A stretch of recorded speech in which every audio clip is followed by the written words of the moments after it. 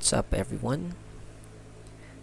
In this video, we are going to talk about rational numbers and irrational numbers. So when you say rational numbers, it's any number that can be written as a over b, where b cannot be equal to 0. So let's first talk about this expression, a over b. If you're going to interpret a over b, it could mean other things, like a over b is also the same as a is to b, which means that ratio. So a over b is also the ratio of a to b. Also, this means a divided by b. So, when you talk about rational numbers, this is any number that can be written as a ratio of a and b. Or, it's any number that can be a quotient of a and b. That is why, if you will notice, b is highlighted here, which cannot be equal to 0. Because if you're going to talk about division, let's zero in on division. When you talk about any number a, let's say for example 5 divided by 0, you're left to think about a certain number that when you multiply to 0 is equal to 5, right? Because multiplication and division are inverse processes. So what number multiplied back to 0 will equal to 5? So this expression is actually what we call undefined. So when you divide something by 0, it is equal to undefined. So for example, you will be asked, 5. Is 5 a rational number? The answer is yes. But going back to the definition, can we write 5 as an expression of a over b? The answer is yes.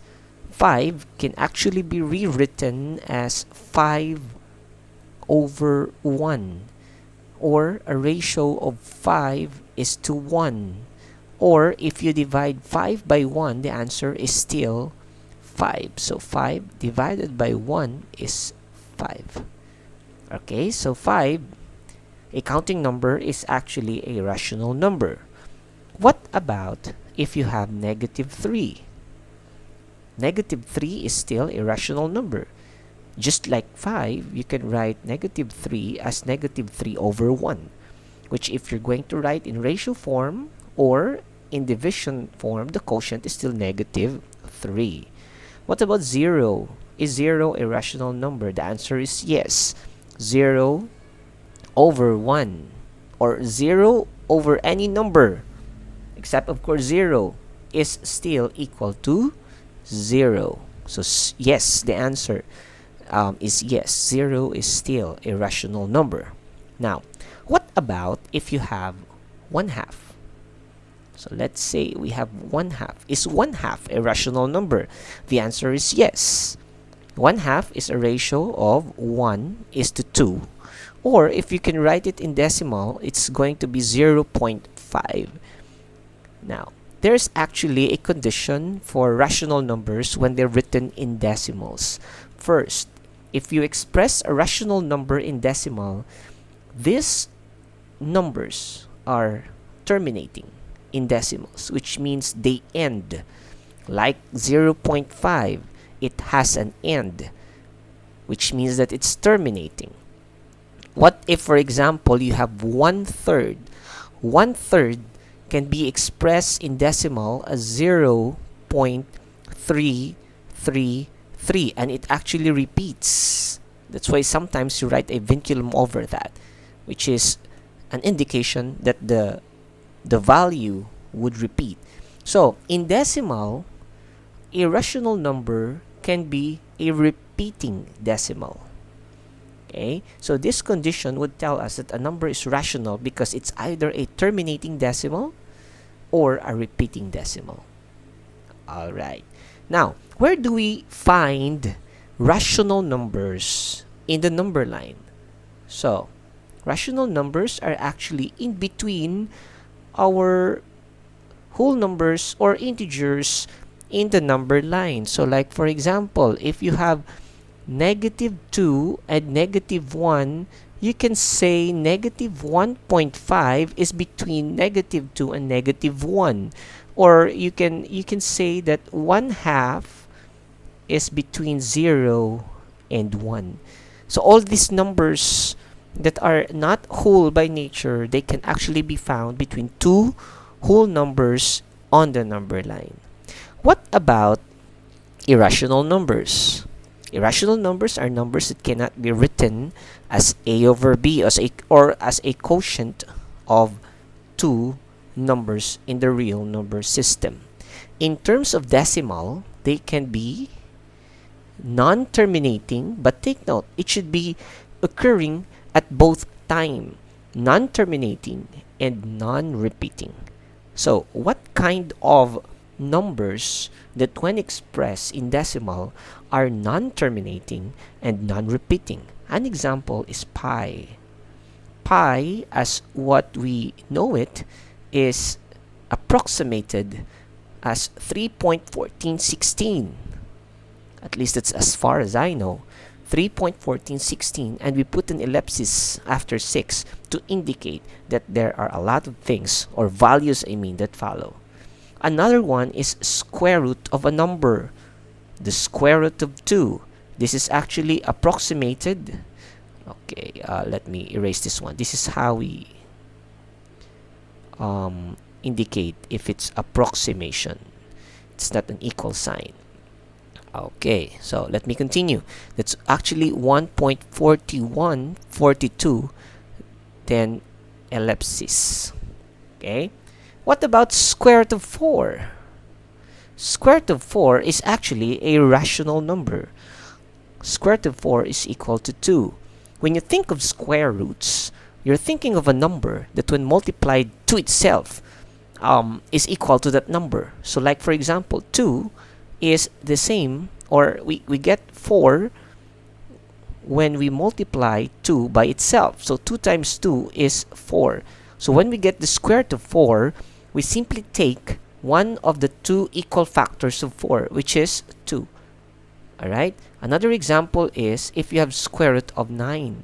Square root of 9 is equal to 3, because you have 3 times 3. So one of these equal factors.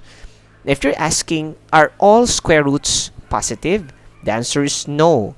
We have another set which are our negative roots.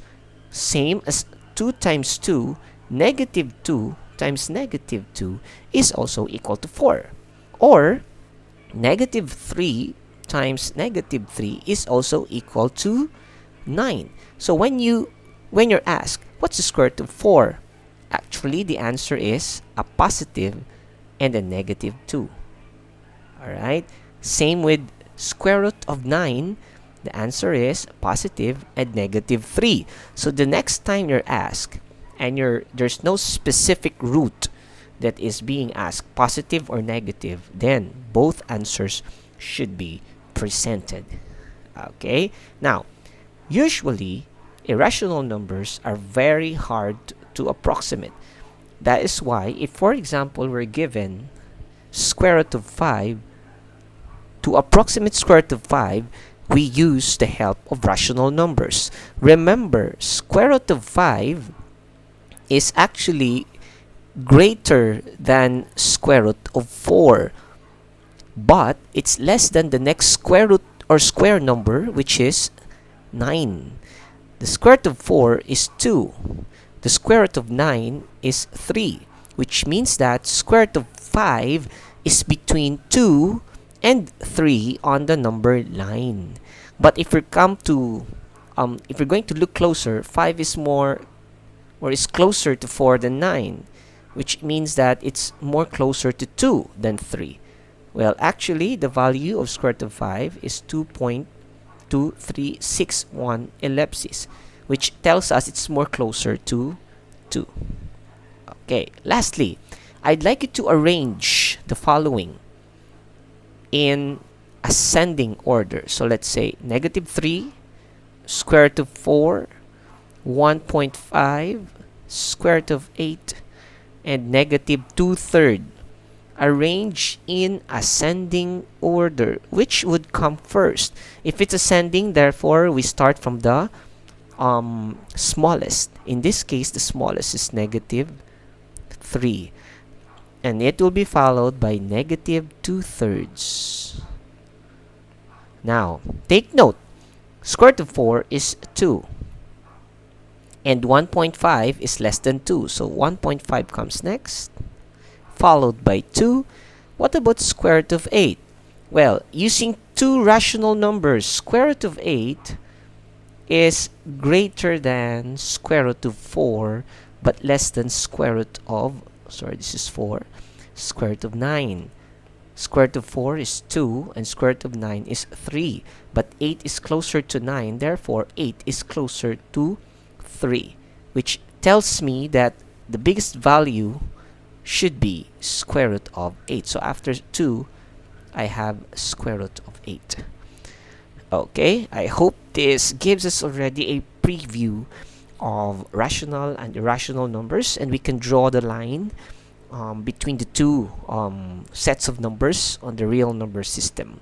The rest of your questions will be entertained in our class, and also anticipate that we're going to push further with operations involving rational and irrational numbers.